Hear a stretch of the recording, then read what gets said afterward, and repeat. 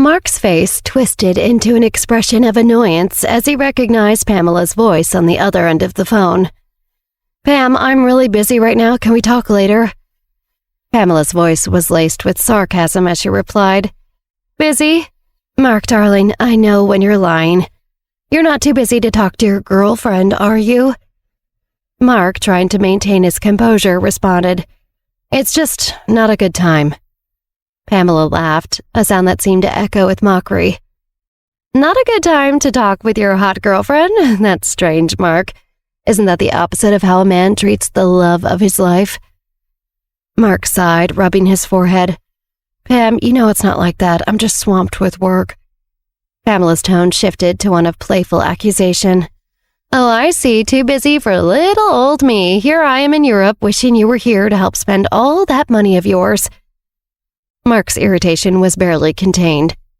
"Pam, I'm sure you're managing just fine with the shopping."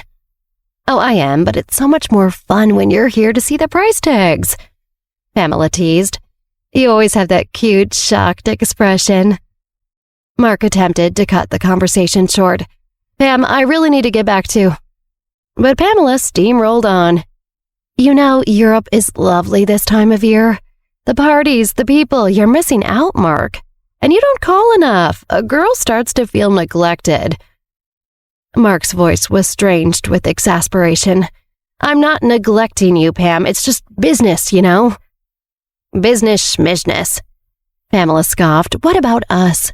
What about our plans? You do remember we have a future to plan, right? Or is your business more important than our love?" Mark pinched the bridge of his nose, clearly worn out.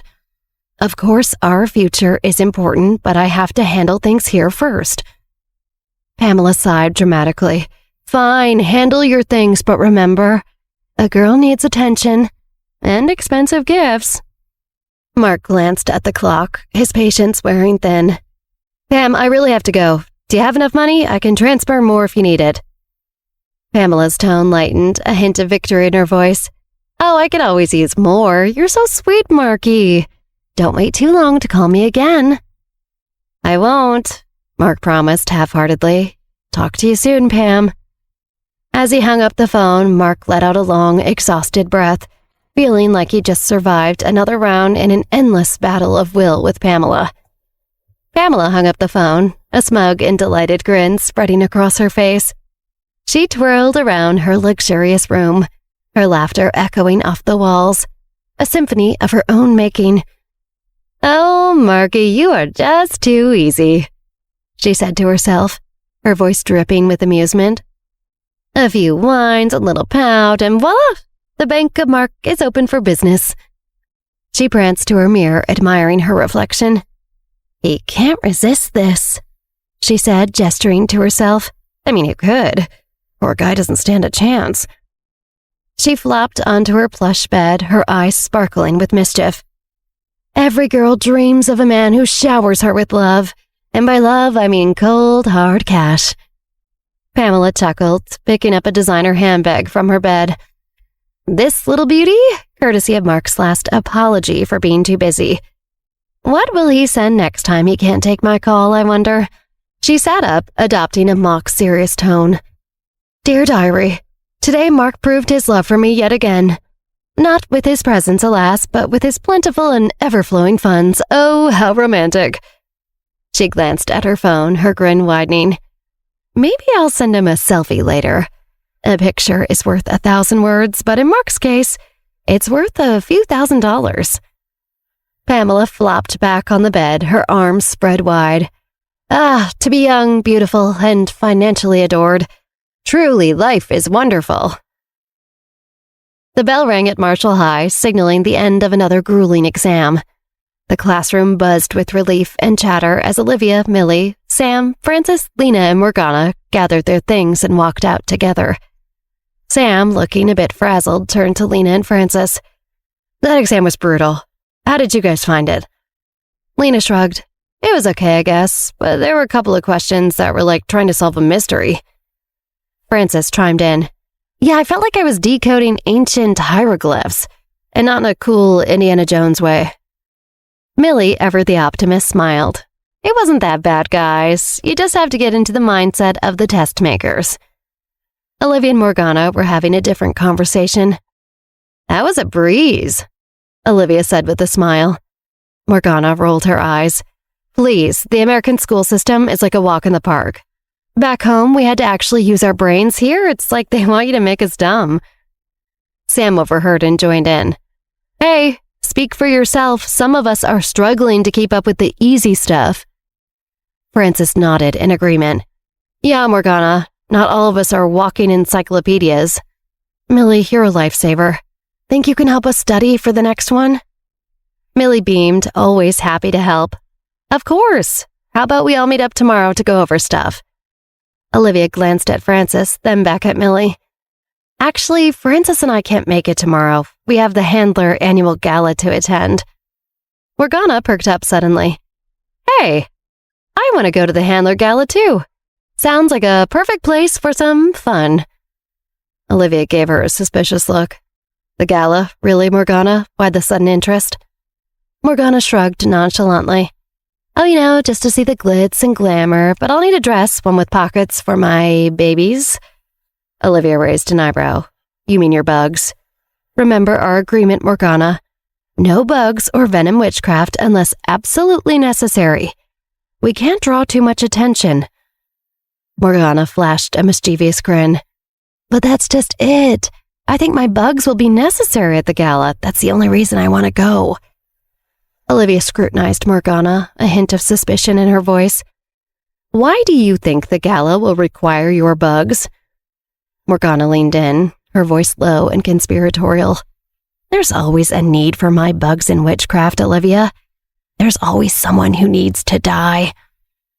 The other friends shifted uncomfortably, exchanging uneasy glances as Morgana casually talked about killing people with her bugs. Olivia tried to reassure them. No one needs to die, Morgana. We're just attending a gala, not a battlefield. Morgana scoffed. You don't know that, Olivia. You're playing it too safe. There are always threats lurking. Olivia, concerned, pressed further. Do you know something, Morgana? Is there a reason for this? Morgana shook her head. The only thing I know is that I don't trust Mark DeLillo. There's something off about him. Olivia watched Morgana closely, debating internally. Should I read her mind? Does she know more than she's letting on? She wondered.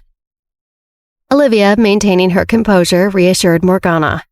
I can handle Mark, trust me on this. Morgana, skeptical, countered. I don't think he's just playing business games, Olivia. He's up to something else, something more sinister. Olivia raised an eyebrow. And why would you know anything about Mark's intentions? Morgana shrugged. I don't know a lot, but it's clear you're trying to keep him in his place, or maybe even lower than that. Olivia laughed lightly. I don't think anyone would be foolish enough to cause a commotion at the Handler Gala. It's a high-profile event. The conversation became a rapid back and forth. Morgana folded her arms. But what if Mark has surprises up his sleeve? You can't handle him alone. I've dealt with worse than Mark. Trust me, I have things under control. In a room full of influential people, how will you manage that without risking your reputation? Olivia smirked. Let's just say I've learned a few discreet ways of handling tricky situations. Discreet? Like what? Unless you have a plan, my bugs might be your best bet for any surprises. Olivia looked at Morgana with a challenge in her eyes. I always have a plan, Morgana, and it doesn't always involve bugs or witchcraft. Morgana studied Olivia closely, trying to read her. Is she hiding something more? Some secret abilities, maybe? Some sort of special training? I can never put my finger on it, but there is always something about Olivia, Morgana thought. Olivia, sensing Morgana's skepticism, finally conceded. All right, bring your bugs, but only as a last resort. We're there to blend in, not to stir up trouble. Morgana's face lit up with a mix of satisfaction and mischief. My bugs are the epitome of discretion. They're like my little shadow warriors. Olivia laughed, shaking her head. Shadow warriors? No, that's a new one. Just remember, Morgana, we're there to observe, not to engage. In her mind, Olivia added, At least I hope so. An event like this has the potential to get very messy. If somebody doesn't help me immediately, I'm gonna explode.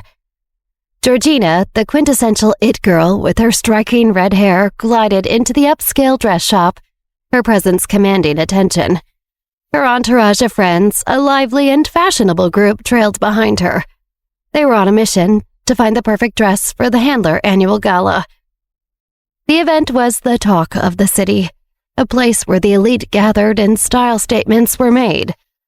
For Georgina, nothing less than show-stopping would do. As she moved through the shop, her friends buzzed around her, their chatter a symphony of anticipation. "Oh my gosh, I have no clue what to wear to this thing," Georgina explained, flipping her hair. "It has to be drop-dead gorgeous, but like not trying too hard, you know?" Her friends immediately sprang into action. "What about something classic? You can't go wrong with a little black dress," suggested one friend. Another chimed in. "No way, it's the Handlers. You need to stand out. Think bold. Think red. Like your hair." As they browsed through the racks, Georgina dropped a juicy tidbit. "So, guess what? My parents are trying to set me up with Francis Handler at the gala." "Francis? He's so cute," gushed a friend, her eyes wide with excitement. "You two would be the ultimate power couple." "I guess we would be something like a power couple.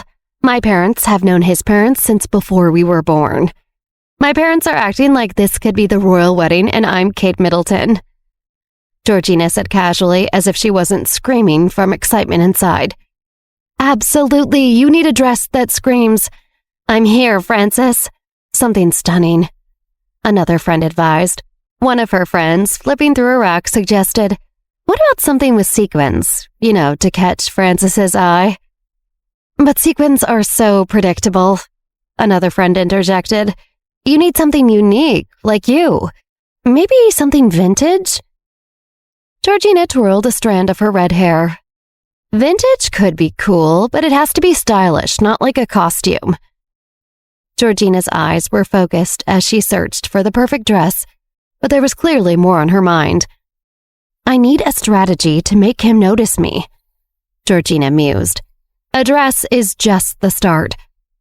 Delilah, flipping through a rack of dresses, said, "You need something that says, 'I'm here and fabulous,' like confident but not desperate." Georgina nodded. "Exactly. I need to be unforgettable. Francis Handler won't know what hit him." One friend piped up, "I heard Francis is quite the mystery at school. No one really knows his type." Georgina raised an eyebrow. "Mystery, huh? Well, I love a challenge. Time to be the one who solves it." Her friends leaned in, eager for more gossip. "Do you think Francis is seeing anyone from school?" one asked.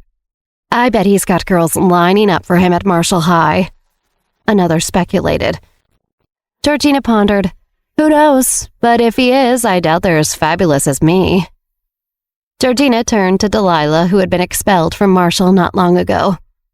"Delilah, you're the gossip queen. Spill, what's the scoop on Francis? Anyone special in his life?" Delilah chimed in. "I don't think he's dating anyone. He always keeps to himself. But Jake Nevin's been asking around about him. Something's up with that." Georgina's interest piqued. "Jake Nevin? That's curious." One friend dreamily said, "What if Francis is into something cool like indie music? You two could go to concerts together." Georgina considered this, her face lighting up. "Oh, that would be awesome. Imagine us at some underground gig just vibing to the music." Another friend suggested, "Or maybe he's a secret foodie. You could explore all the fancy restaurants around the city." "Foodie adventures with Francis Handler," Georgina mused. "That actually sounds pretty adorable." Delilah, feeling a bit on the spot, added, "At Marshall, Francis always seemed, focused. He wasn't really into the usual high school drama." Georgina looked at Delilah with a mix of curiosity and frustration. "Focused? That's all? Come on, Delilah, you must know something more interesting." Delilah shrugged helplessly. Maybe he's mysterious. Turning the conversation, Georgina teased Delilah. Speaking of mysteries, how's life at Constance Ballard? Missing the excitement of Marshall yet? Delilah defended her school choice. Constance Ballard is different, sure, but it's got its own charm. It's not all about the drama like at Marshall. Georgina raised an eyebrow. Not about the drama. Where's the fun in that? Marshall is all about making your mark, standing out. Georgina's eyes locked on Delilah. Something about how dismissive Delilah was about Marshall intrigued her. Surely there was something more to it, right? Georgina, ever the inquisitor, looked at Delilah with a mischievous glint in her eye. So, Delilah, why did you leave Marshall? Spill the tea. Delilah shifted uncomfortably, her gaze dropping to the floor. It's a long story. Georgina's friend, sensing a juicy story, leaned in. Come on, Delilah, you can tell us. We're all friends here, one urged. Another friend prodded. Was it a boy? Drama with the queen bees of Marshall? Delilah hesitated, her eyes darting around the group. It's complicated, she started, her voice tinged with reluctance. Georgina's friends leaned in, their interest piqued. Complicated how? Delilah took a deep breath, her discomfort evident. Well, I didn't leave by choice. I was framed. Georgina's eyes lit up with excitement. Framed? Oh my God, like at a crime show? What happened? One of Georgina's friends piped up. Yeah, Delilah, you can't drop a bomb like that and not give any details. Another friend prodded further. Was it over something huge? Did you get into a massive fight? Before Delilah could answer, Olivia and Morgana walked into the store, oblivious to the group. Delilah's expression soured instantly upon seeing Olivia. Delilah muttered under her breath, I was framed by that girl, nodding subtly towards Olivia. Georgina's eyes narrowed as she observed Olivia from across the store, her gaze critical and calculating. She whispered to her friends, Look at her. That outfit is so basic. Can't believe she's walking around like she owns the place. Her friends exchanged uncomfortable glances as Georgina continued, her voice dripping with disdain. And those shoes, please, I wouldn't be caught dead in those. It's like Fashion 101, know your labels. The friends remained silent, their expressions growing increasingly uneasy with each biting remark. Georgina, sensing the change in atmosphere, turned to them perplexed. Why are you all acting so weird? It's just some random girl. One friend hesitantly spoke up. Georgina, that's Olivia Johnson. You've been away for a while, so maybe you don't know, but she's kind of a big deal here. Georgina looked annoyed and confused. Olivia Johnson, and I should care because... Georgina's friends, sensing her skepticism, began to elaborate on Olivia's achievements and reputation. The first friend leaned in, her voice filled with admiration. Olivia's like the queen of Marshall High. Maybe more than the queen. She's like the most beautiful and popular girl there. Everyone wants to be her or be around her. It's like she has this aura, you know? Another friend jumped in. And it's not just at school. Olivia's making waves all over New York. She's a total powerhouse. The first friend nodded emphatically. Yeah, and have you heard about her gaming company, Confluence? She started it herself and it's huge. They've got one of the highest selling video games ever. It's insane. Georgina's eyes widened slightly, a mix of surprise and annoyance creeping in. Another friend chimed in. And that's not all. Olivia could be a renowned chef if she wanted. She's like a wizard in the kitchen. The first friend continued. Honestly, I'm shocked you haven't heard about her, even in Europe. She's magnetic everywhere she goes. It's insane. With each new revelation, Georgina's irritation grew. Her voice took on a sharp edge. So she's a gamer, a chef, and a school celebrity? What is she, some kind of modern Renaissance woman? The second friend laughed. Pretty much.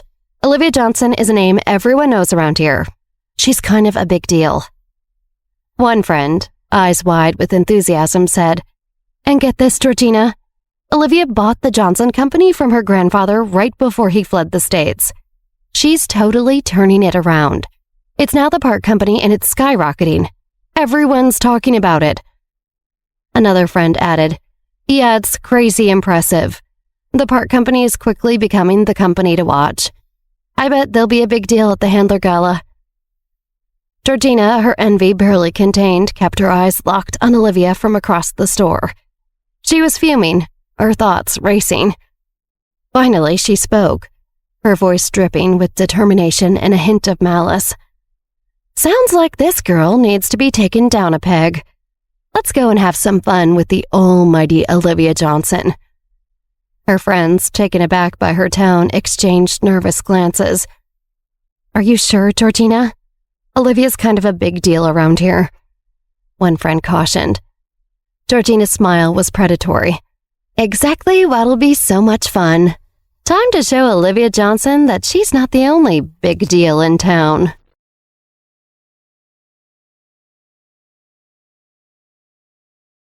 No, this skirt is too tight," Morgana cried, startling an employee at the boutique. "Where would I put my babies?" The employee frowned in confusion at Morgana's strange exclamation. Olivia sighed and put the dress she'd been holding up back on the rack.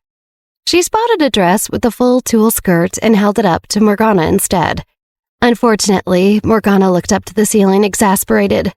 "That one looks like I'm getting married." Olivia blinked, confused. "It's green." "Yeah," Morgana replied. "What do you want to get married in?" Morgana busied herself with a different rack of formal dresses. "Why isn't there a normal one?" Olivia muttered. "Why isn't there a normal person?" Morgana lit up, holding up a linen dress. "Can I wear this? I think it's pretty good. It has pockets." She held it against herself, admiring it. Olivia winced. "That's a great dress, it's just not formal enough for the gala. How about this? We can choose a formal dress based on what you like, and then we can find a bag to match it that can fit your insects." Morgana narrowed her eyes suspiciously. "How big would the bag be?" Olivia wished she could just throw her hands up at that point. Just a clutch. Morgana looked blankly back at her. Olivia gestured about the size of a brick. "It would be about this big." Morgana laughed and shook her head. "Olivia, you have to be joking. That's way too small." Olivia swallowed the urge to hold the dresses against her face and scream into them. Instead, she made a gesture again about the size of a laptop. Some of them could be this big, maybe like an envelope clutch. "Too small!" Morgana exclaimed. She held her arms around a space in front of her. "My bag needs to be at least this big." "Morgana, that's like a gym bag or a backpack. I thought the whole idea was to be a little discreet." "Then what do I do?" Morgana furrowed her brow. "Since you're so smart, keep thinking about it." "This has nothing to do with being smart." Olivia smoothed her hair, thinking about how strange this girl who lived with her was. "I think you're going to have to figure out how to make garbage bags full of bugs a fashionable accessory by the time the gala starts tomorrow." "I have no idea how to influence fashion," Morgana cried earnestly. "My insects are for safety purposes. I have to bring them. What if something bad happens?" Olivia pinched the bridge of her nose.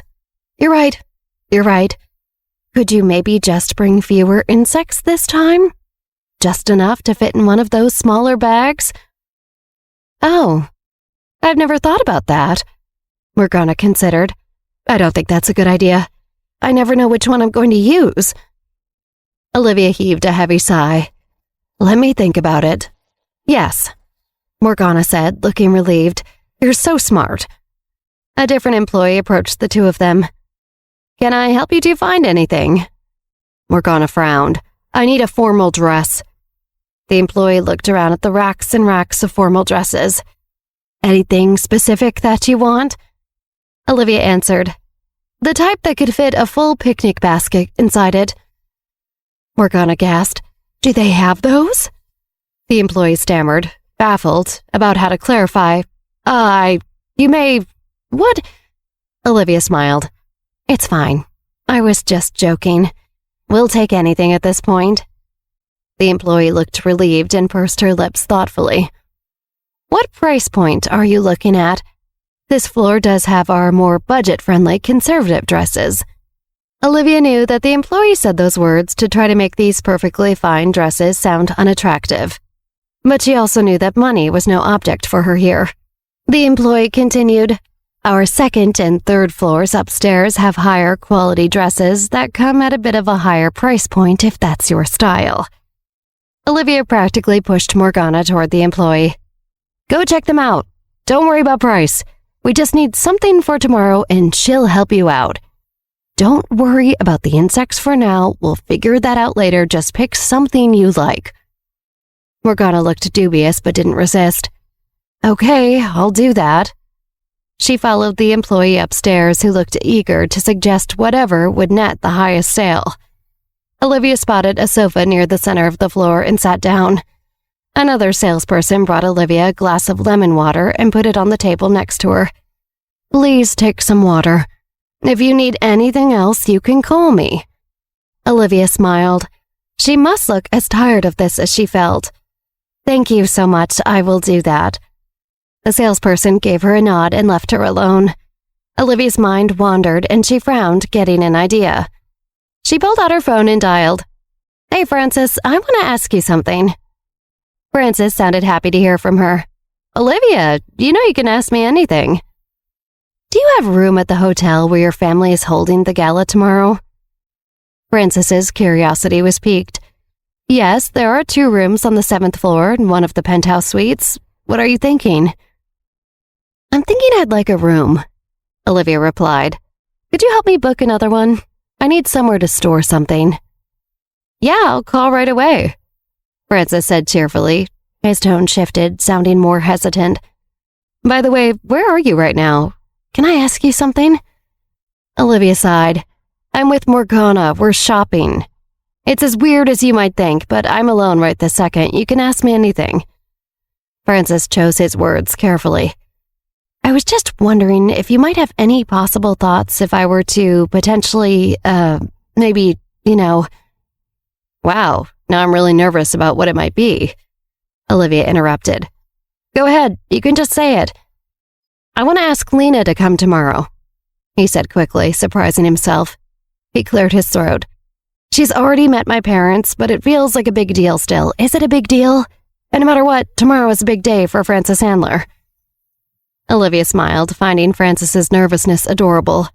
Before she could respond, Frances kept rambling. "But the situation with her broken leg is pretty inconvenient, and I don't want her to feel pressured. I wanted to tell her when I was at school today, but I thought I heard her say she didn't want to go." Frances finally paused, out of breath. "Olivia, do you think it would be selfish of me to call her now and ask her to come as my date?" Olivia grinned, excited for her friend.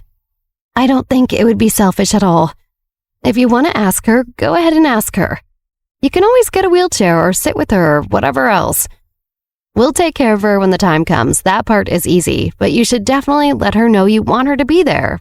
And if she can't come for health reasons, the ball can be in her court to say so. But I think she'd really appreciate hearing it."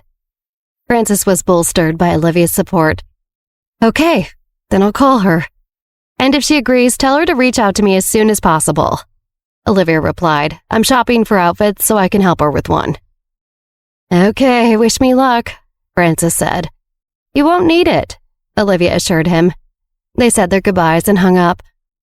Olivia read the email notifications on her phone, but the glass of water on the table beside her suddenly toppled over and poured all over her skirt.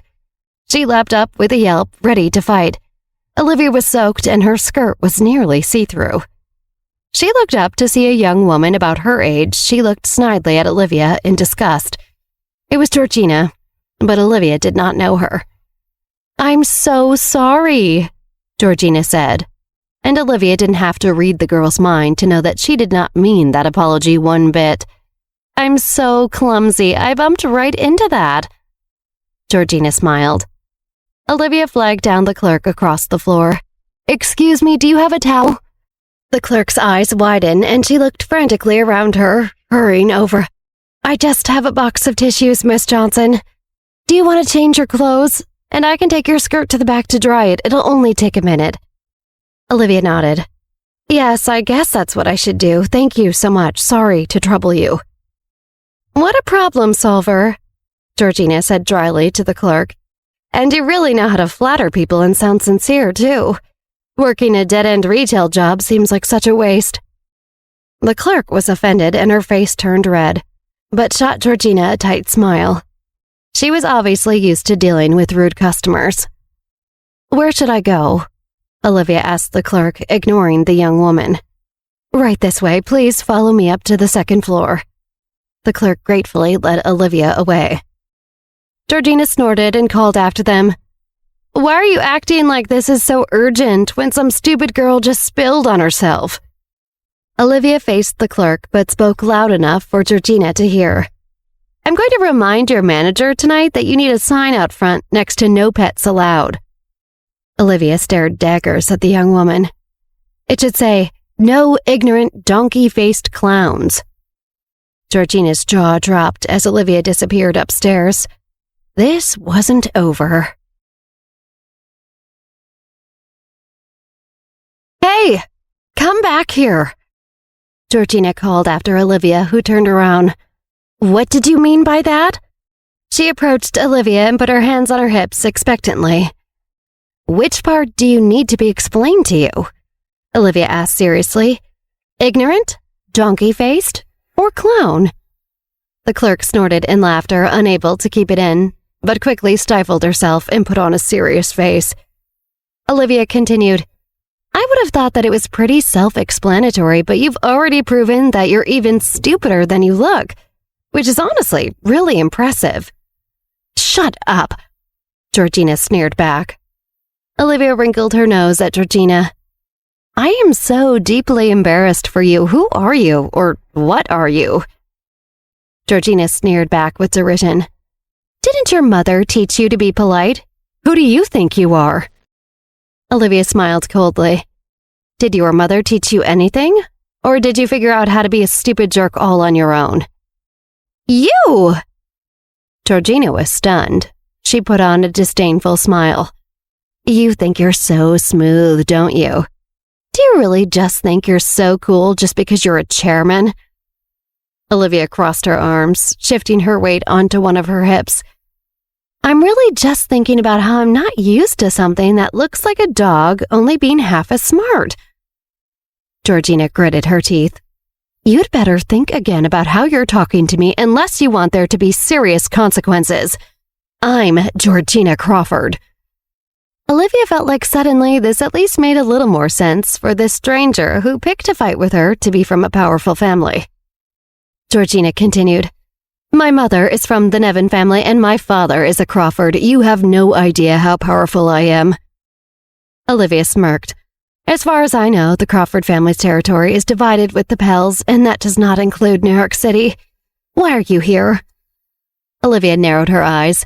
The name Georgina Crawford was suddenly ringing a bell. Where have I heard this name before? She thought silently to herself, searching her memory. But the inkling was gone as soon as it had come. Georgina snorted and crossed her arms back at Olivia. I don't need somebody like you to worry about why I'm back in New York City. Back off, peasant. Olivia rolled her eyes. I really don't have the time to bother with you. She glanced up and down at Georgina. And I think I can smell you from here. Olivia remembered that Mason Crawford, the next in line to leave the Crawford family, had been polite to her. This Georgina Crawford might be a more peripheral figure, but it still seemed wild for her to act this horribly to Olivia. Olivia thought to herself, she really doesn't fear me as much as she should. Maybe I can teach her a lesson. Olivia suddenly remembered where she knew her from. Wait a minute. Georgina Crawford? Olivia smiled slyly and let out a cold laugh. This really is interesting, she thought silently. Still stinging from Olivia's previous insult, Georgina discreetly sniffed herself. I don't smell like anything, Georgina shouted. How dare you speak to me like that? Olivia shrugged. Sorry, I don't speak dog. Stop calling me a dog, Georgina snarled. Do you know that I... Olivia chided with a wave of her finger. Good dogs are calm and friendly.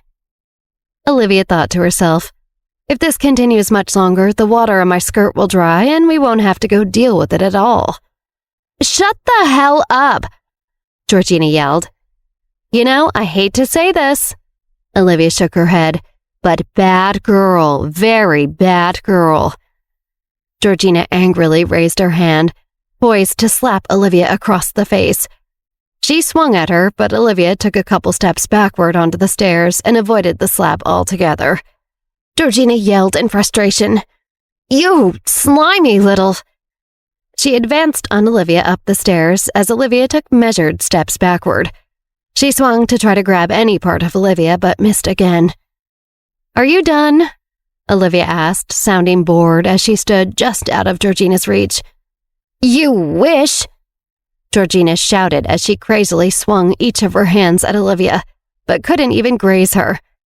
Ugh! I don't believe this! After she said that, she yelled in frustration again and bent her knees, about to spring forward and lunge at Olivia. Olivia knew the clerk was still watching their argument nervously and didn't want to make anything noticeably strange happen. But with Georgina about to jump on the marble steps, Olivia thought it was a good time to discreetly make use of her power. Olivia concentrated on Georgina's ugly, trendy shoes. As Georgina jumped upward, one of her feet slipped out from under her. She fell forward onto the stairs and her chin, arms, and body all hit the hard stone. Her skirt caught under her body as she slid down to the floor, and it loudly ripped. Georgina! A girl in a school uniform rushed out from the clothing racks. Olivia narrowed her eyes. It seemed like one of Georgina's friends had been secretly watching their whole exchange. And she was familiar. Olivia realized it was Delilah, the girl who got expelled from Marshall for the whole incident where Lena broke her leg. Delilah rushed to Georgina's side as she moaned at the bottom of the stairs. Georgina, are you okay? It hurts, Georgina groaned, her chin already starting to look bruised. Delilah gasped as she noticed that Georgina's ripped skirt exposed her underwear. She tried to adjust the skirt for modesty, then whispered urgently, You should get up, Georgina. We can see your butt. Damn it! Georgina yelled as she stood up. She bared her teeth at Olivia as she shouted, That was all your fault. My fault? Olivia laughed. You're the one exposing yourself in a store right now. You should get out of here before the authorities arrive. You think you're so great, don't you? Georgina cried. How do you think you even got to where you are, Chairman, if you were not... Delilah grabbed her shoulders, quieting her. Georgina, just forget it. It's not worth it. Let's go. Why should I go? Georgina yelled indignantly. She's the one bullying me. She should go. And you should go if you're not going to back me up. I'm not done here. Olivia sneered. What do you mean about how I got to where I am? I could write out everything I did and how hard I worked to get where I am and send it to you. But I'm not confident you can read. How do you think I got here, Crawford? Do you really deserve that name? The anger drained from Georgina's face instantly. What did Olivia mean by that? She thought silently to herself, panicking. Does she know? She can't. No one should know. Only the older generation knows about it, and I only found out by eavesdropping on them. I'm Georgina Crawford. I'm Georgina Crawford. Delilah looked confused at Georgina's hesitation. Stop messing around, Georgina, she said, uncertain. Your cousin is still waiting for you. Did you forget that? And look at your poor face and your ripped clothes. We have to deal with that before you can meet up with them. My face? Georgina asked. She only then realized that her chin was in pain, and she lightly touched her fingertips to it, and then immediately drew them back in agony. Ah! She cried and stomped her foot. She angrily pointed at Olivia. Listen up. If anything is wrong with my face because of this, I will make sure yours is messed up twice as badly. Permanently. Olivia openly laughed. Sorry, My gosh, for you to fall like that and then try to sound intimidating or make any threats at all, that's really something. Delilah pulled at her arm. Georgina, let's go. Another clerk appeared, holding a hand up to Georgina. I am sorry, but your bill has not been settled yet. Are you joking me? How can I wear this? Georgina yanked her arm out of Delilah's hands and held up the torn edges of her skirt incredulously. Georgina pointed at Olivia. She's responsible for it tearing. Let her pay for it. Olivia turned to the employee, rolling her eyes. I suggest you call the police. I don't think this person intends to settle her bill at all. Oh, yeah? Georgina raised her chin and shouted, a proud look on her face. Call the police. I want to see who dares to bring them here. Who am I supposed to be afraid of in all of New York City? Call the police. Are you kidding me? What the hell? However, when Georgina looked back at Olivia's smiling face, her indignation dissipated in fear. She doesn't know, Georgina thought to herself, uncertain. She can't. No way. She clenched her fist by her side. She's just trying to make me think she knows something, but she can't. Nobody knows about that. But Olivia just smiled right back. That smile chilled Georgina to the bone. What is she going to do now?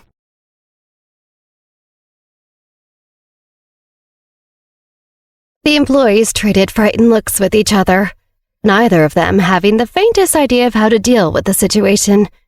This kind of fight had never occurred in this boutique before. Delilah, feeling awkward, quietly urged Georgina, Just change out of the skirt and we'll leave. You just came back to New York. We shouldn't cause trouble, especially not over money. Don't you have plenty of money for this? Just treat it like you're paying to avoid a disaster. Ugh. Georgina glanced at Olivia, seething. She turned to the clerk who asked her to pay. Consider yourselves lucky. I'm only doing this because it's like giving a beggar money to get away from me. The clerk shut her eyes, probably to hide an eye roll. Sure, she said. She opened a tablet with a card reader, and Georgina angrily dug through her purse and handed over a card. As the clerk pressed through some things on her tablet, Georgina tried to silently comfort herself, insisting that there was no way Olivia could know about her deep, dark secret. Despite these efforts, Georgina felt her heart beat faster the longer she was in Olivia's presence. She felt like the scariest thing about herself was in an enemy's hands. She just wanted to get out of the boutique as quickly as possible. The employee cleared her throat.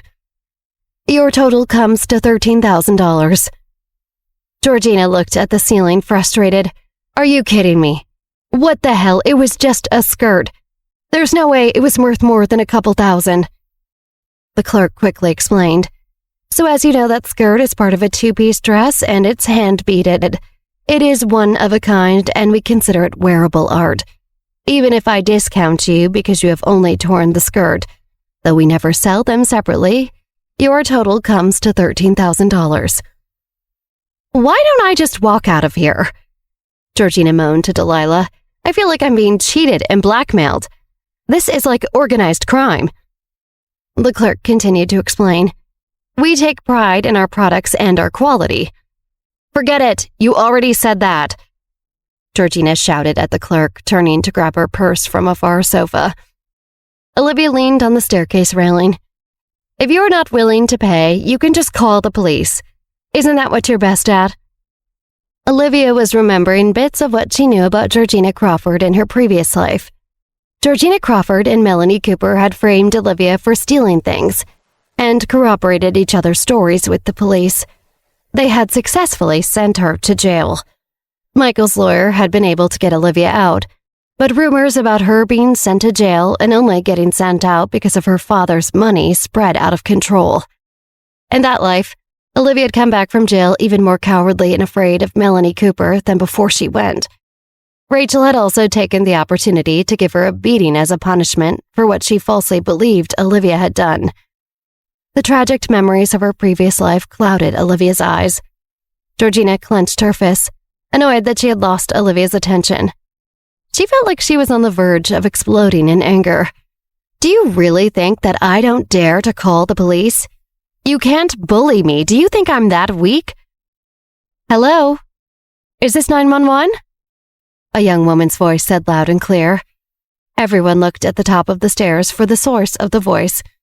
Morgana, in a gorgeous dress, barefoot, held shoes in one hand and her phone in the other. She said into her phone, "Yeah, someone came to cause trouble in this store. She ruined a $13,000 dress and doesn't want to pay and is yelling at everyone. Can you come help?" Olivia had to smile. Not only was it a hilarious move by Morgana, but she also thought she'd picked a great dress after all as well. Georgina pointed angrily up the stairs at Morgana. "You shut up! Do you dare to call the police on me? Do you know who I am?" Morgana, still on the phone, spoke again. "Yes, she is threatening me now. I'm afraid for my life. Please come quickly. Thank you."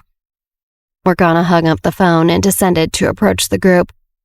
"I already called the police. What are you still doing here?" Olivia high-fived Morgana.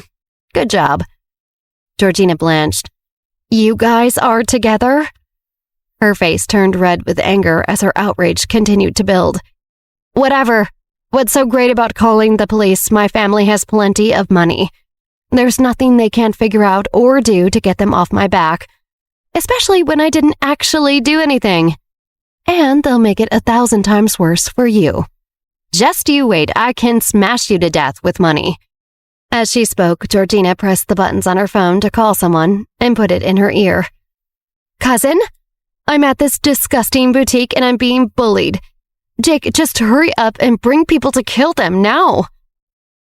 Olivia put it all together. She thought it was adorable that Georgina had these grand plans to retaliate. If only her cousin weren't that bumbling Jake Nevin and could actually bring people to kill Olivia. As Georgina hung up the phone, she felt triumphant. It didn't matter whether Olivia actually knew about her secret or not. She was a mere Johnson, and Georgina was sure that the Crawford family could take care of this for her. Olivia and Morgana exchanged looks and shrugged. Morgana leaned over to Olivia and whispered, "You want me to kill her? I can totally do it without anyone knowing. Very elegant." Olivia laughed and whispered back, "No need. Let's let her tire herself out. This is so fun. I'm wondering whether the police or her cousin will get here faster." Georgina left in a huff to change her clothes, throwing the torn skirt to the ground like a rag. The store clerk sighed and picked it up. Morgana squinted at Delilah and nudged Olivia. "Is she wearing the Constant Billard uniform? That other high school?" Olivia nodded. Morgana gasped in recognition. "Isn't she the girl from the Transfer Student Success Club who was expelled by Principal Yan?" Olivia nodded. "The very one." "Oh," Morgana said. "And she caused Amanda Wayne to fall down the stairs and almost killed her? Oh, man. I wonder how much Amanda Wayne's parents extorted from her family." Delilah noticed them staring and whispering and scowled at them. It was like they were pouring salt into a huge, fresh wound. Her family had also gone through a lot to get her accepted on short notice into Constant Billard. Georgina entered angrily back to where everyone was and changed back into her own clothes. "Just you wait, all of you," she called out. They all heard someone enter the front doors, a pair of police officers. Olivia smiled. "It seems like they beat your cousin here," she said to Georgina. "Who called the police?" one of the officers asked as they approached the group. Morgana raised her hand. "Me, I called you." She pointed to Georgina. "She's the one causing trouble." The police appraised Georgina, sizing her up. "I have the right to remain silent," Georgina said smugly, raising her chin. Georgina stared daggers at Olivia. She knew her cousin Jake would use the Nevin family's influence to settle all of this, and regardless of whether Olivia knew her secret or not, she would just kill her to prevent any future trouble. The other police officer stared straight up at something, a security camera that should definitely have captured the whole incident. He turned to one of the clerks. "Is that thing on?" "Oh, it's on," the clerk answered, shooting a dirty look at Georgina. "Let's take a look then," the officer said. The clerk typed a few things into her tablet before an image appeared. The officers watched the whole incident back, which had audio as well as video. From Georgina spilling water over Olivia, to Georgina saying she would use the money to smash someone to death at the end. The police officers looked straight at Georgina. "You're gonna have to come with us, and of course," one said, You have the right to remain silent throughout the whole process." Georgina was dumbfounded. She had never encountered something like this before. She looked around at everyone, seeming concerned. What could she do? In the end, Georgina and Delilah were brought into the police car. The two employees went as well to be interviewed as witnesses. Olivia and Morgana waved as they drove away with smiles on their faces. As Georgina sat in the back of the police car, she stewed, gritting her teeth. "I swear," she thought silently to herself, picturing 1,000 ways for Olivia to die, "that I will kill this bitch."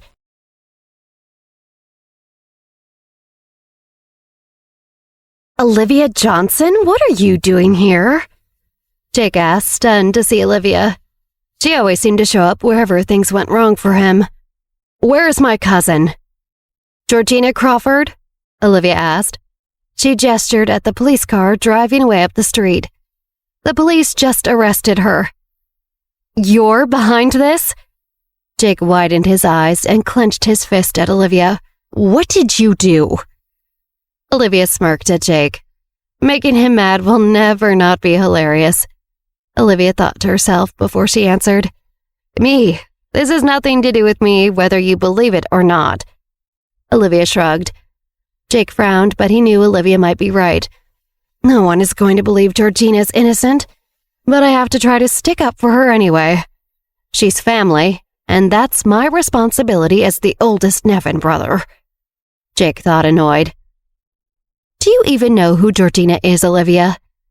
Jake asked threateningly. He hoped perhaps Olivia would regret messing with the wrong family. "Of course I know who she is." Olivia smiled. She raised an eyebrow, amused. "I know who she is, but the better question is, do you know who she really is?" Jake was surprised at how unsettled Olivia's smile made him feel. What are you talking about?" Jake frowned, confused. "Don't worry about it, I guess." Olivia smiled. "Jake, if I were you, I would go down to the police station to get her out as soon as possible." Olivia checked the time on her phone and sighed. "If you don't make it in time, Georgina Crawford will have to spend the whole night at the police station. You know better than me if that's something you're okay with." Jake gritted his teeth as he tried to control his rage. Finally, he motioned to his group to leave. "Let's go." They turned and quickly left. Olivia sniffed indignantly as she watched Jake leave.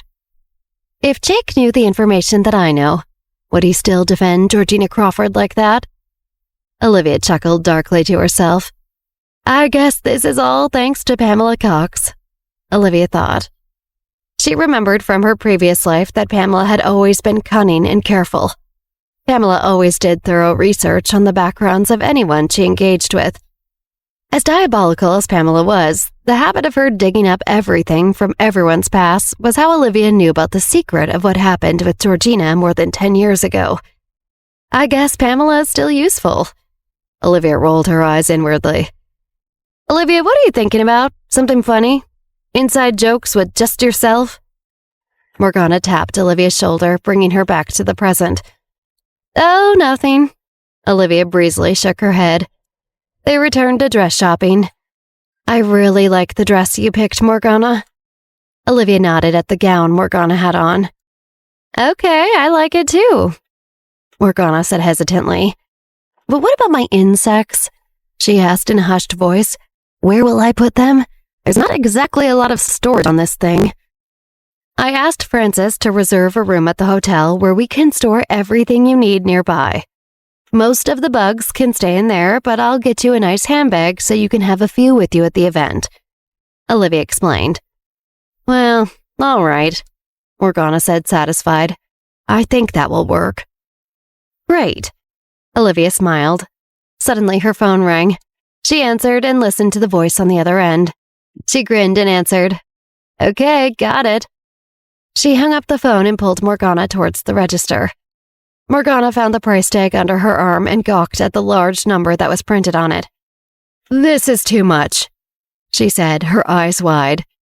Olivia glanced at the tag and shook her head. "Nonsense. It's the first dress you've liked all day. You're getting it."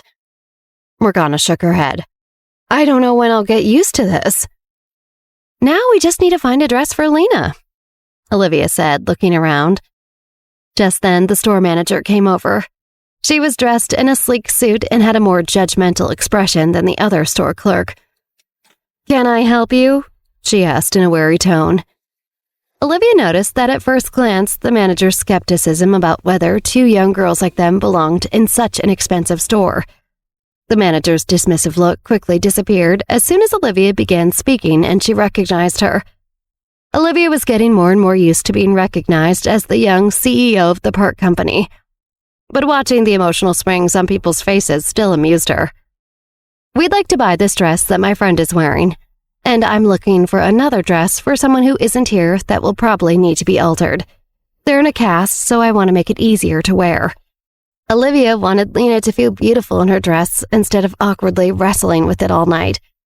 The shop manager helped them with Morgana's dress and also pulled some gown options for Olivia to consider for Lena.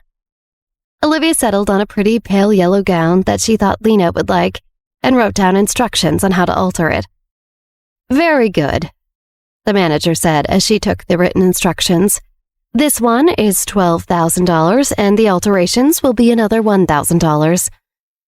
"Okay, can we get those alterations as soon?" "We'll get them done right away," the manager answered. Morgana changed out of her gown and back into her own clothes. The manager took the gowns and immediately went to work with the in-house tailors. "Let's go kill some time while they work on these," Olivia suggested. "Why don't we get something to eat?" "I will never say no to food." Morgana nodded. "Let's get sushi. We passed a nice-looking place on the way here," Morgana said, and her eyes sparkled just from thinking about it. "Okay," Olivia laughed. She was always amused by how excited Morgana got about food. "All you can eat, all you can eat," Morgana sang joyfully and shimmied her shoulders. "We'll see how you do," Olivia smiled. "I'll do very well," Morgana said confidently. "If eating was an Olympic sport, I would be Simone Biles of it. I'll get our money's worth, don't worry."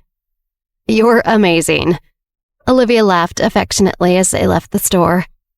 They made their way to the sushi restaurant.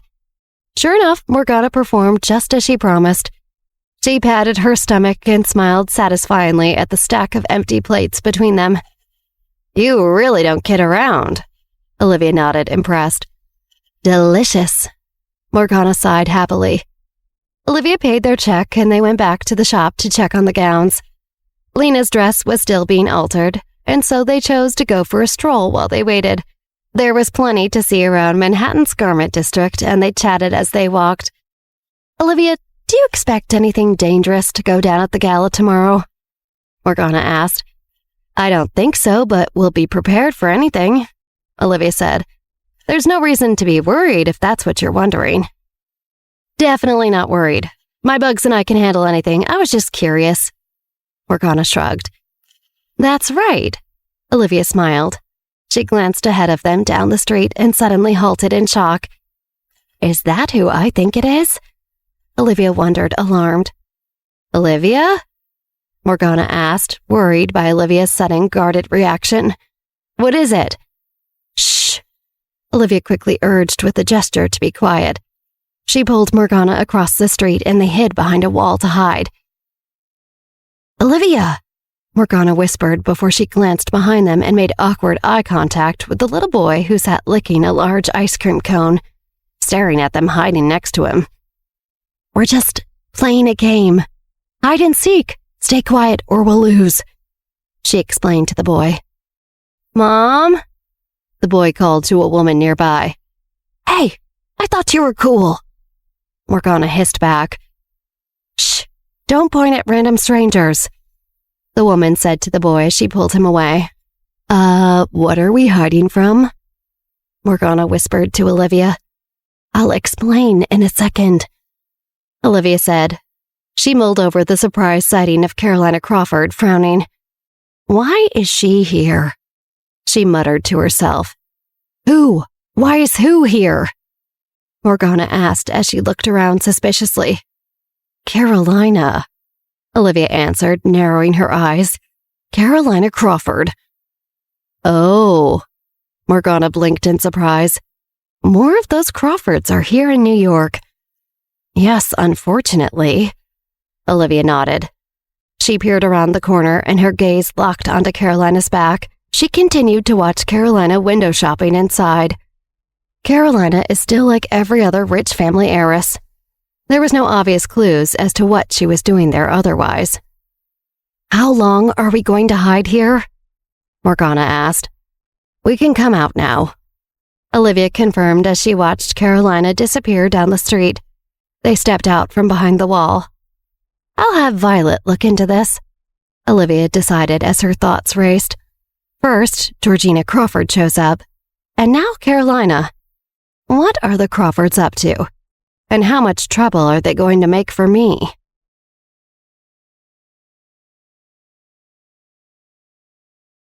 The next day, Olivia and Morgana made their way to the Handler Gala early. On the way to the hotel, they picked up Lena, who absolutely loved the gown Olivia picked out for her, and they arrived at the venue together. After they made sure Morgana's insects were securely stowed in the hotel room Francis had reserved for them, the makeup artist that Olivia hired arrived. She's the star tonight, Olivia announced as she steered Lena in a wheelchair toward the makeup artist.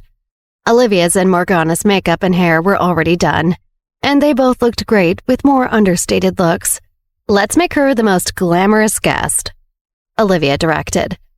The makeup artist nodded and looked over Lena's face. Your skin is amazing, she said in awe. And your eyes are so lovely. Are those your natural eyelashes? They're all just me, Lena beamed. Can I have you come with me everywhere? She giggled. I don't even need makeup. I just want you to hype me up all the time. The makeup artist laughed and got to work, while Lena tried to sit as still as she possibly could. My eyes are already watering and you're not even doing that part yet, Lena said nervously. I'm funny about having things near my eyes. If you could just trick me. Do you guys ever sedate nervous people like the dentist? No, the makeup artist chuckled. I'd probably need a pretty different license for that. You're gonna do great and don't worry if your eyes water. I'm a professional. I have the stuff to clean that up. You're in good hands. The makeup artist held out a mirror for Lena to look at herself and the work she had done so far. Lena's face lit up. We're not even that far and it looks so good. Is that me? Lena asked excitedly. Olivia looked on from over by the open window, pleased that Lena was having a good time. I'm gonna go get started putting on my dress. There's all those buttons. If I don't come back out in 10 minutes, come look for me, Morgana said grimly. A pleasant breeze blew in through the window and gently fluttered the curtain. Olivia glanced outside and saw some cars arriving in front of the hotel entrance down below. One sleek car with blacked-out windows pulled up, and out of it stepped Georgina Crawford. Olivia narrowed her eyes at Georgina. She leaned closer and focused as hard as she could on Georgina, trying to hear her thoughts from a distance. I just need to meet Francis tonight. Step 1 in the plan is to get him to like me, and then I'll be well on my way to getting him to marry me. Georgina hyped herself up internally. Olivia frowned at hearing Georgina's secret plan to try to marry Francis. There is no way that's going to happen, and you're definitely not going to be making any kind of impression tonight. What are you looking at? Morgana asked as she emerged from the bathroom in her gown and joined Olivia at the window. Olivia noticed how nice Morgana looked. It was amusing to see her so dressed up while secretly knowing she had some beloved bugs in her bag. Morgana followed Olivia's gaze out the window and quickly spotted Georgina too. Hey, isn't that the ridiculous girl from yesterday? What is she doing here? Shouldn't she be in, I don't know, jail? Honestly, I'm not surprised to see her. Olivia shrugged. Jake Nevin must have moved pretty quickly to get her out of trouble. Morgana chuckled. I don't care how fast he moves, he won't be able to keep up with her drama. She instinctively reached for where her pockets would normally be, but her dress had none. Oh no, I forgot I don't have my bugs on me, she lamented. Don't worry, you're going to have some in the wristlet I got you. Olivia reassured her, holding up the small purse with the looped strap so that it could hang from her wrist. The color of it perfectly matched her dress. And you shouldn't be needing the bugs anyway because your job tonight is only to keep an eye on Lena and help push her wheelchair. Make sure she really shines tonight and that Frances notices.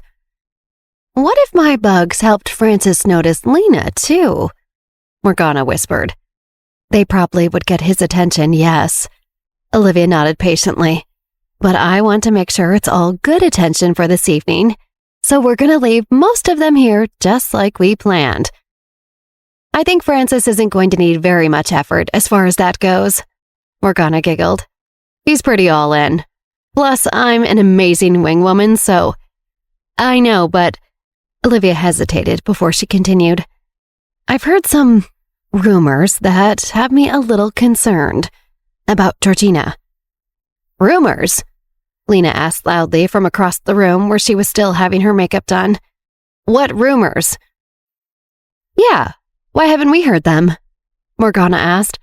Does she eat a lot of carrots? Morgana asked in a grave voice. No, and don't worry about it, Lena. Olivia said dismissively, knowing she could not explain how she knew Georgina's secrets. Tonight is stressful enough for Lena. I'm not about to explain to her that I've been able to read minds the whole time, Olivia thought. Olivia laid a hand on Morgana's shoulder. We just need to make sure all eyes are on Lena. Just then there was a knock on the door. Hey, it's Frances, he said through the door. We're still getting ready, Olivia called back. Do you need something? I just came to check on you guys, make sure the room was okay for you and everything, Frances explained. Lena, not yet dressed or done with her makeup, gestured desperately to Olivia not to let him come in. We're, almost ready, Lena said nervously. Oh, does that mean I can't come in? I thought there might be time to hang out, Frances said. Frances, this is a big event. We don't just put on a suit and call it a day like you guys. We have stuff to do, Morgana answered in a loud voice. Lena, I didn't think you were that into that sort of thing, Frances said in surprise. You're not going to come out with, completely different face or giant Instagram eyebrows, are you? He asked playfully. Lena blushed. No, she answered sheepishly and held up a mirror to analyze her face in a panic. Do these look like my eyebrows? She asked the others. You can be honest. You're fine. He's just teasing. Olivia rolled her eyes. There is no time for your jokes, Frances, Morgana yelled through the door. You have to wait to see Lena like everyone else. You're blushing so much I might not even need to add any, the makeup artist laughed. Oh no, I can't go out there now. I can't do it. I'll just stay here in my comfy chair where nothing bad can happen to me, Lena said. What's wrong? What are you doing lurking out here for? Frances's mother's voice suddenly asked. Olivia quickly opened the door to greet her. Everything's fine, Frances was just checking on us. And heckling Lena. Take him away or she'll be too shy to come to the party. Morgana scowled. I'm supposed to stay with Lena to help her, and I will be so mad if we're just stuck in here, so quit it. What? Are you bothering Lena? Why? Frances's mother rounded on Frances. That's no good, Frances. At this rate, you're going to scare away my daughter-in-law. Don't ruin this for me. Frances and the girls were speechless. He was mortified by what she had just said for Lena and his friends to hear. But he was also happy that his mom was such a Lena fan. She thinks Lena is future wife material, he thought happily. That can't be bad, right? She thinks I'm future wife material? Lena thought thrilled. Mrs. Handler? Lena said apologetically. I was just joking about not coming. Of course I'm coming to the gala. Thank you so much for having me. Lena stammered. Oh, you have nothing to apologize for, dear. Frances's mother reassured her from the doorway. If this hooligan keeps giving you a hard time, just tell me. I will set him straight. Thank you, Lena smiled. You're so nice to me. Frances felt good that his mom was willing to stick up for Lena like this, even though it was making him cringe harder than he had ever had in his life. And you are just so cute. You make it easy. Frances's mother beamed at Lena. You already look so pretty and you're not even finished yet. Just imagine what the wedding photos will be like. Oh, you'd be a vision. Frances looked at his mother like he was going to die. Before I had any children, I always wanted a daughter just like you. That's why I named my son Francis," Mrs. Handler exclaimed. "Mom!" Francis protested. "My mom might actually be the reason Lena runs away. Maybe I shouldn't have invited Lena tonight. She's probably going to get overwhelmed and never want to talk to me again."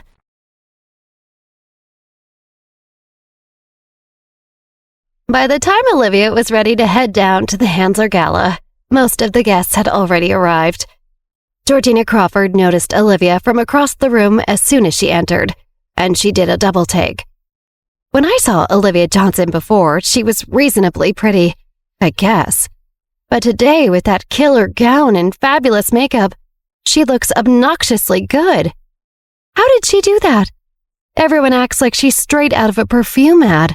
That stupid smile's going to end up all over the internet again, I swear. She breathes and cameras show up and everyone loses their minds. Georgina kept a smile plastered onto her face in spite of the sourness that roiled inside her. Her smile stiffened from the effort. Georgina's mother noticed the off-putting expression on her daughter's face. "What is it?" she suddenly whispered to Georgina. "You look like you just lost a pageant." "Nothing that bad." Georgina rolled her eyes at her mother. She subtly darted her eyes in the direction of Olivia and nodded. "Don't act like you're looking. See that girl over there? She was the one who got me arrested." "What?" Georgina's mother gasped. She stared daggers at Olivia from across the room. "It was her?" "Mom, I said don't look," Georgina hissed. They both looked away from Olivia. "Yes, that's her. She's the Johnson family heiress, Olivia Johnson." "The Johnson family? I thought Monica was the only daughter in that family. When did Olivia appear?" Georgina's mother very carefully glanced in Olivia's direction out of the corner of her eye. "Who is this awful girl who came out of nowhere and brought suffering to my precious daughter? She'll find out she has made a huge mistake." "It's a long story," Jake Nevin said, suddenly appearing behind them. He had spotted them and overheard them talking about Olivia. "A lot has happened in the time since you've been overseas. I don't even know where to start." Jake sighed heavily. "This is not the same New York City you remember." Georgina's mother sniffed disdainfully. "She's just one young girl.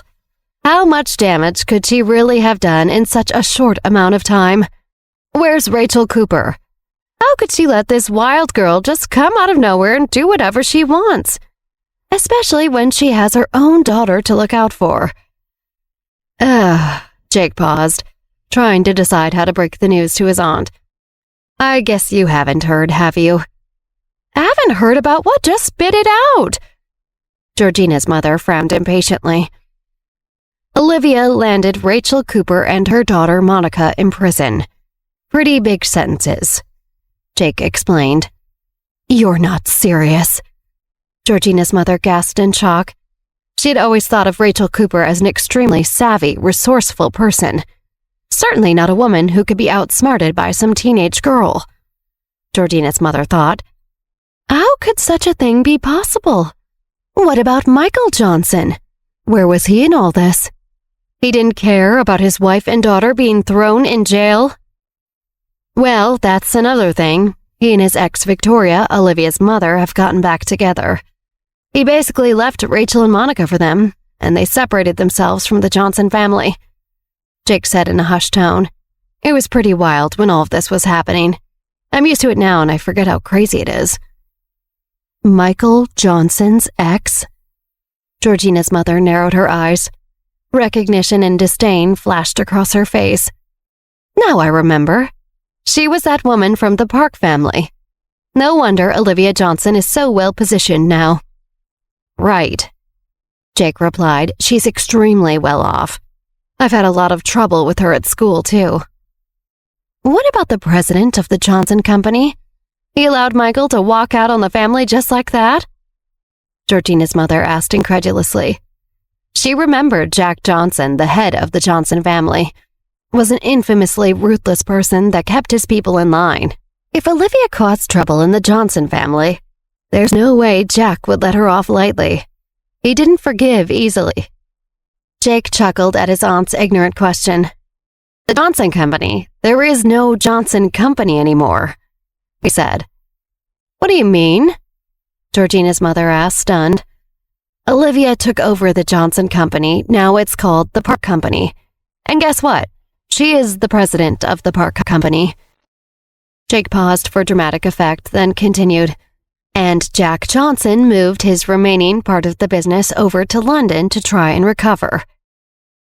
Georgina's mother couldn't help herself as she looked over at Olivia Johnson in shock. What a scumbag, she said as she glared. To plot against her family and scheme her way into all of their property, it's outrageous. Mm-hmm. Jake nodded and narrowed his eyes dangerously. She's the worst. I really didn't expect any of that, Georgina's mother said as she took a sip of her drink. There have been many changes in New York City since we left Indeed. Yes, Jake nodded. Speaking of your return, how long will you be staying in New York this time? I'm not sure. We'll have to see how it goes, Georgina's mother answered carefully. She placed her hand firmly on Georgina's shoulder. But in the meantime, don't provoke Olivia Johnson and make her your enemy. But what about her harassing me? She can't just cause me trouble with no consequences, Georgina whined. I will not just let her get away with what she did to me, Georgina fumed in her mind. How am I supposed to do nothing and not defend myself? That Olivia is just a wicked girl who took advantage of the situation. She's hiding behind the Jones family's protection. Without Chris Jones, who does she think she is? I don't care if she's the president of the Park Company. That doesn't mean anything to me. I'm a Crawford, and Crawfords don't get pushed around ever. Don't worry, her mother said in a low voice. No matter what you do, you can't just rush into it. The more cautious you are, the better things will be in the long run. Be patient.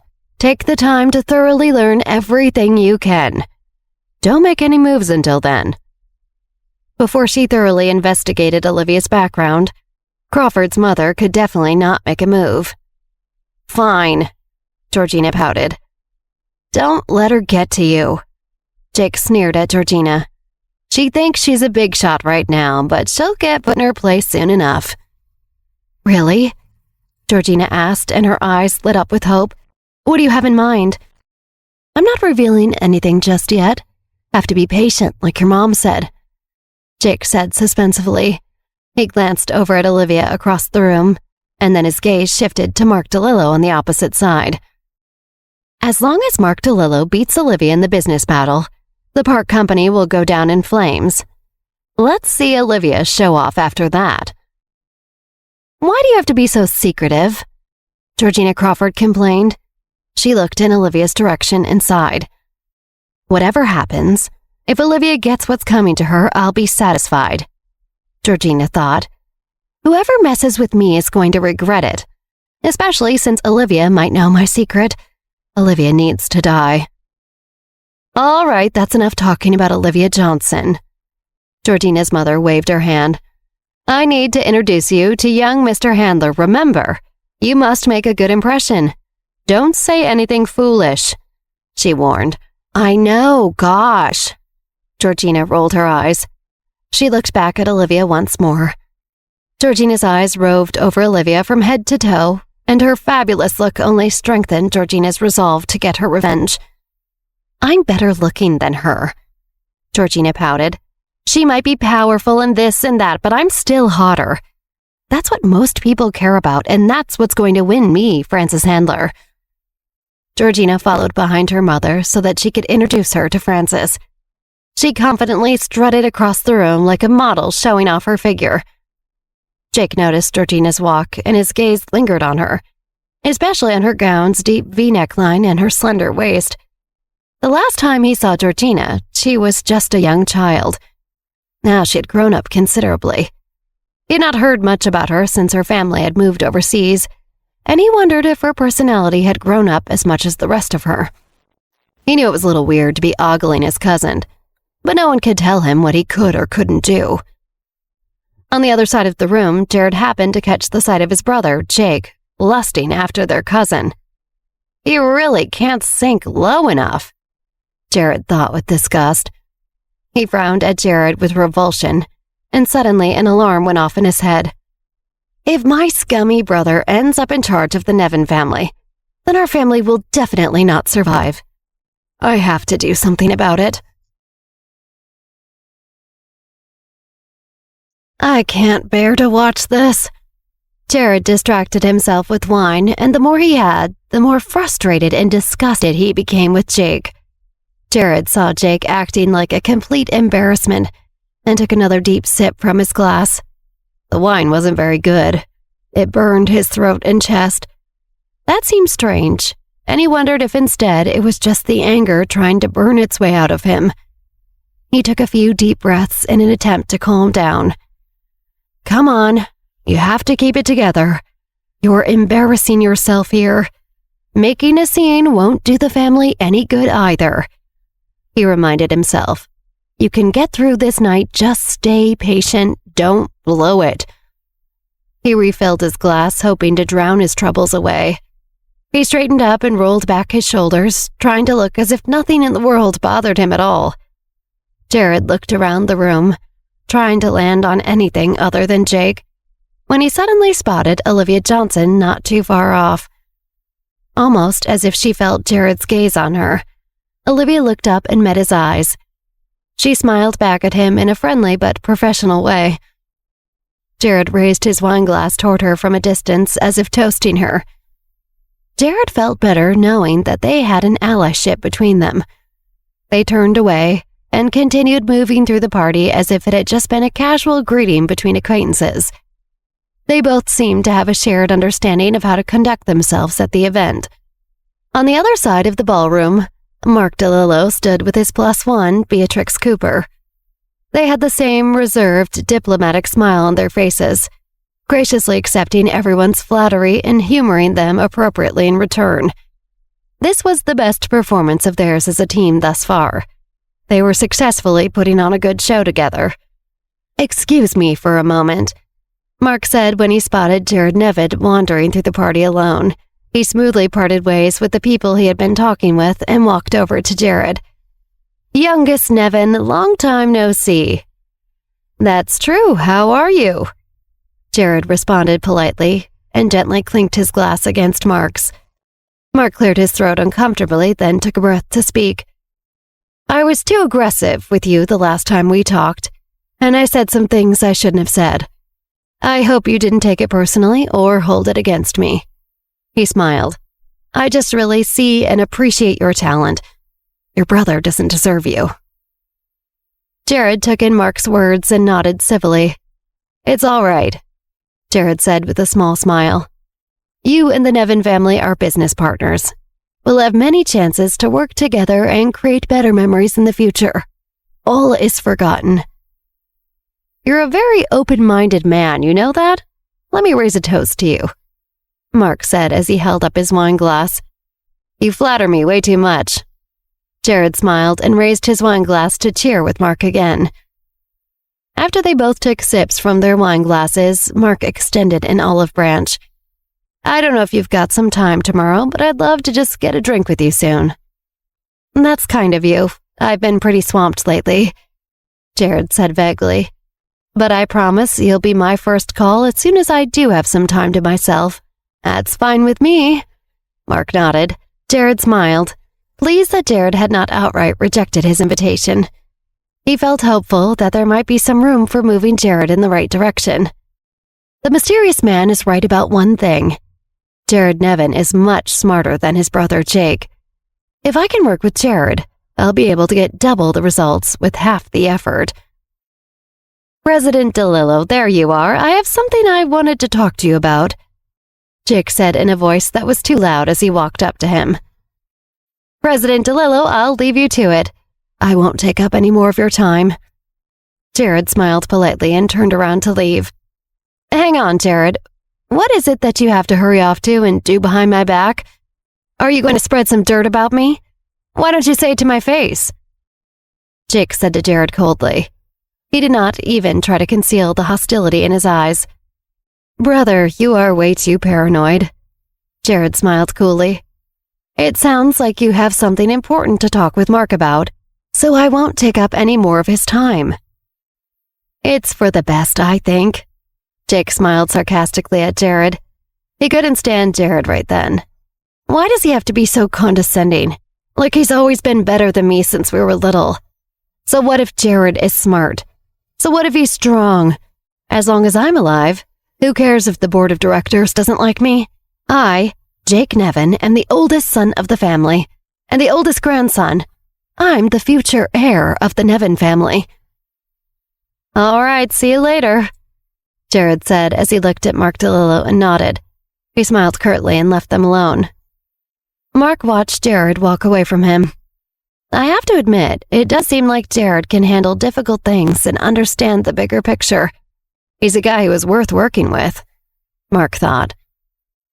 Jake saw the way Mark was staring after Jared and felt defensive. President DeLillo, you haven't forgot that I'm the one who is working with you now, right? Not my brother? Of course not. Of course, I know I'm working with you. Why would I forget that? Mark DeLillo smiled. Jake, you're reading way too much into things. We're all in the Nevin family now, right? I'm just saying hi to your brother out of respect for you. Oh, good. I appreciate that. Jake smiled. My brother Jared. He's not a good person. If I were you, I'd keep a good distance away from him. Keep him at arm's length. Really? I'll keep that in mind. Mark nodded with a smile.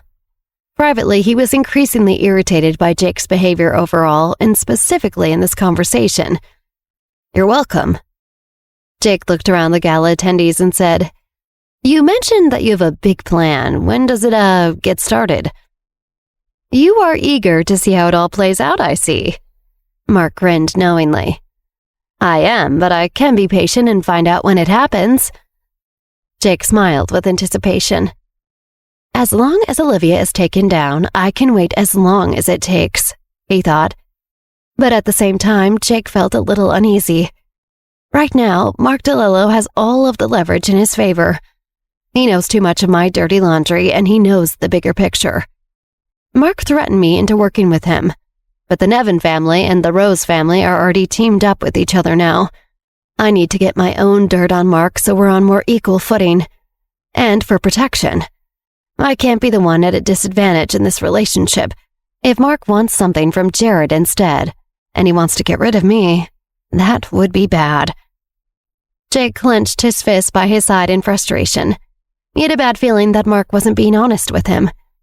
I am not going to let Jared push me around and then replace me or something either. He glanced at Mark and gritted his teeth. No matter what, I have to find something I can hold over Mark DeLillo. If we're going to keep working together, it's only going to work if we're equal, or if the Nevin family has the leverage instead. Jake felt very pleased with his secret plan and took a satisfied sip from his wine glass. Nobody's perfect, not even superstar Mark DeLillo. He has a weakness or a skeleton in his closet somewhere. I just have to find it. And I'll find it all right. I'm the best at that kind of thing. Across the ballroom, Georgina's mother introduced Georgina Crawford to Francis's parents. Georgina has grown up so beautifully. Mrs. Handler smiled as she admired Georgina. The last time I saw her, she was only this tall, she said as she gestured with her hand next to her hip. It's incredible how fast time goes by. You're already a lovely young woman now. Isn't that so true? Georgina's mother smiled and sighed in agreement. We're really getting old, aren't we? She laughed heartily. Nonsense, look at you. You look just like you did the day you left the States. Francis's mother smiled. You are as beautiful as ever. But look at you, Mrs. Handler. I would never have guessed you were Francis's mother, Georgina said, really laying on the charm. You are so delightful, Francis's mother exclaimed. Georgina maintained her practiced smile throughout the entire introduction as she sized up Francis's parents. She had been worried that they would be difficult, but she had them eating right out of her hands. Georgina thought divisively to herself, now that I've won them over, there will be no trouble for me at all to marry their son. Francis is as good as mine.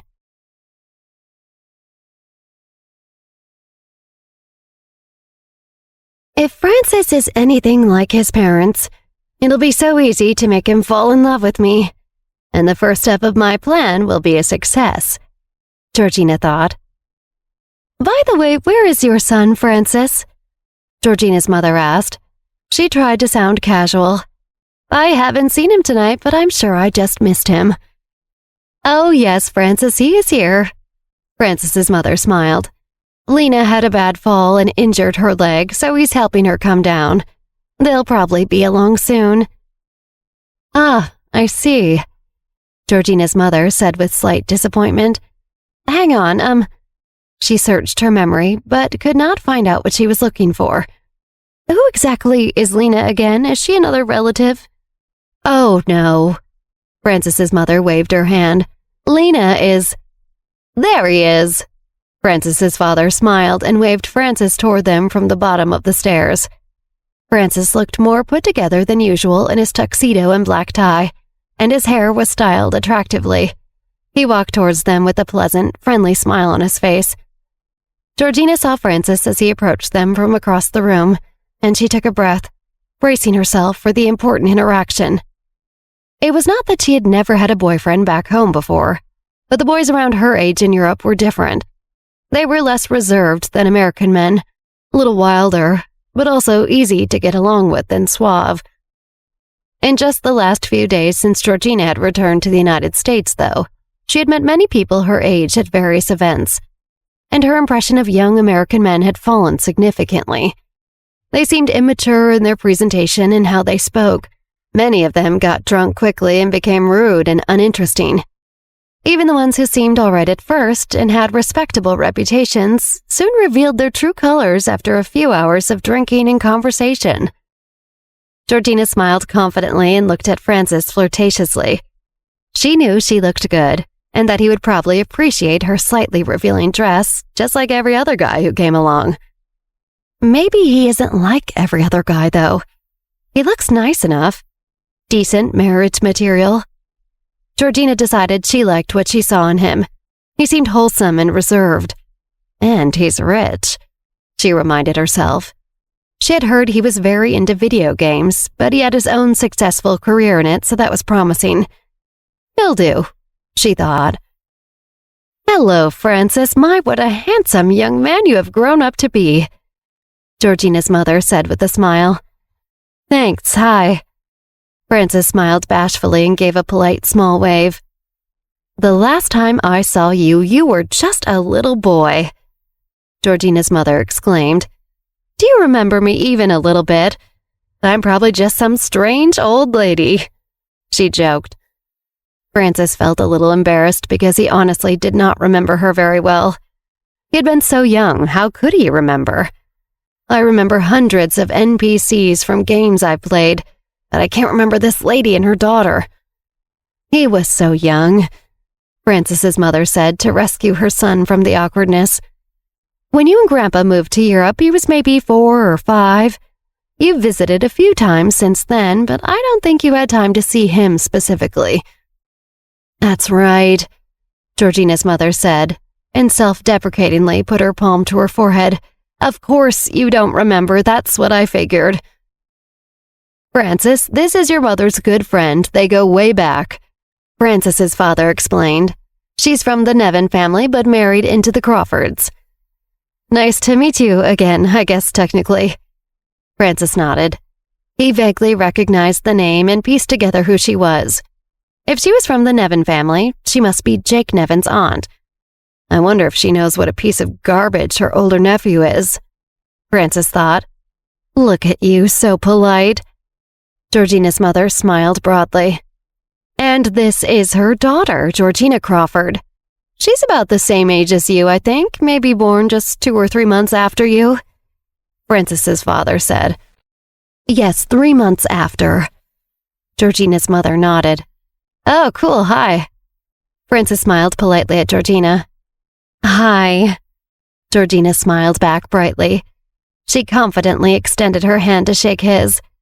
Georgina, nice to meet you, Francis. Can I call you Frankie? Yes, and I think just call me Frances. Frances shook Georgina's hand. That's what everybody calls me. He didn't always love his name, but he definitely preferred it to Frankie. What a weird choice, Frances thought. Georgina blinked in surprise that Frances seemed to dismiss her attempt at a nickname for him. Don't most guys like girls to give them little nicknames? What is his problem? Why don't you kids go on and catch up instead of hanging around us boring adults? Georgina's mother encouraged. This is Georgina's first time back in the U.S. in a long time, and she doesn't have very many friends here yet, Frances. Maybe you can show her the ropes. Sure. I'm not sure how much time I'll have, Frances said sheepishly. I've got a lot on my plate with school and the video game company where I work. He was not too keen on spending more time with Georgina, but he was also telling the truth. He was relieved to be busy. I'm sure there are some other girls our age who can show her around better than I can, he thought. He was completely oblivious to Georgina's efforts to flirt with him. What he really wanted was for this conversation to be over so he could rejoin Lena. Frances's mother was confused at her son's response. Doesn't he know how this is supposed to work? At least politely agree while we're here in person, and he can always decline later if he's really busy. How did my son grow up to be so oblivious to social etiquette? Have I really failed as a mother? After an awkward pause, Georgina's mother laughed to break the tension. Of course, you're a busy young man now. That's a very good thing. Boys, Frances's mother rolled her eyes. Frances, why don't you at least introduce Georgina to some of the gals you're friends with at school? She'd probably get along with them, right? Just then, she spotted Olivia and waved her over. Georgina looked to see who Frances's mother motioned toward them, and as soon as she saw Olivia, the burning resentment returned to her heart. She carefully maintained the smile on her face. Since Frances's mother was making the introduction, Georgina knew she had to play the part of a nice, friendly girl to Olivia at that moment. She thought it was best to pretend that they had not met yet. Olivia, this is Georgina Crawford. She just came back to the U.S. after living in Europe for a long time. Frances's mother explained as she made the introduction. Oh, we've already met just yesterday. Olivia smiled. Isn't that right, Georgina? Georgina was stunned that Olivia blew her cover so quickly. Why didn't she just play along? That's what everyone else does. Georgina smiled back awkwardly. Yes, good to see you again, Olivia. You've already met? Frances's mother smiled excitedly. That's great, what a small world. It really is. I saw her taking a ride in the back of a police car. Olivia said innocently, as if it wasn't a shocking fact. Didn't seem like too good of a situation. What? Frances's parents asked, stunned. Olivia's words about Georgina and a police car were the last things they expected to hear. Frances, Georgina, and Georgina's mother were also stunned into silence for a brief moment. Did Olivia really just say that? It was just a big misunderstanding, Georgina's mother quickly interjected. She could not believe Olivia was so brazen with her attack against her daughter. They had been caught a bit unprepared. The whole thing was quickly cleared up with the police. Is that so? Frances's parents nodded with relief. Of course, what a terrible misunderstanding. Right, a misunderstanding. Olivia laughed. So that's what we're going with, Olivia thought amused. Yes, that is all it was, Georgina repeated. She glared at Olivia through her tense smile. Olivia is trying to sabotage me in front of Frances's parents. What a psycho. What does she care if I make a good impression with Frances and the handlers? She has such a good reputation, and yet she's really this possessive of her friend? She's evil. Don't dwell on it too much. I hope it doesn't color your experience for the rest of the time that you're here, Frances's mother said. She turned to Olivia. Since Georgina just got into town, she's looking to make some new friends here. I'm sure she is. I'd love to help, but unfortunately, I really can't make the time to take her under my wing right now. Olivia shrugged apologetically. Everyone was stunned into awkward silence. These types of people weren't used to someone as forward as Olivia Johnson. They better get used to it. Olivia thought. One day soon, I'll be running this town.